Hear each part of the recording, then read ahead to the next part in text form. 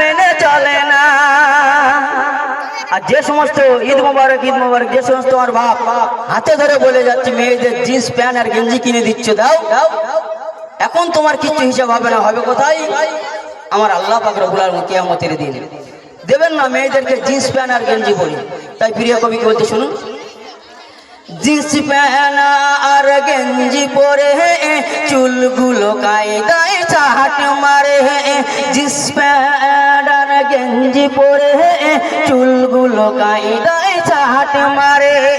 পুরুষ না মহিলা চেনা যায় না, পুরুষ না মহিলা চেনা যায় না, নারী হয়ে কেন করে চলো না।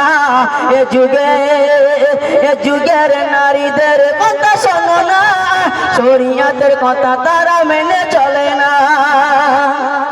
আপনাদের পড়ায় 6.5 টাকাওয়ালা আসে বাবা, ফেরিওয়ালা, যখন 6.5 টাকাওয়ালা ঢোকে দেখেছেন কোনো আমার বাপ কি আমার দাদা ভাইরা আছে? থাকে না বলো, সব দেখবেন মা বোনেরা ভাবিরা এমন মধুর সুরে কথা বলে, নিজের স্বামীর সাথেও এরকম কথা বলে না। বাস্তব কথা বলছে, আপনি দেখে নেবেন। ফেরিওয়ালা যখন আসে ওরা যে মধুর সুরে কথা বলে নিজের ঘরের স্বামীর সাথেও বলে না।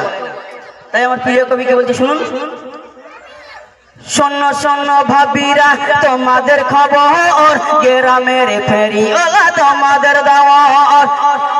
শোনো শোনো ভাবিরা তোমাদের খবর, গ্রামের ফেরিওয়ালা তোমাদের দাওয়াত। ফেরিওয়ালা চিল্লে বলে সঠিক দাম চাই, ফেরিওয়ালা চিল্লে বলে সঠিক দাম চাই, মধুর সুরে ভাবি বলে কম নেওয়া চাই।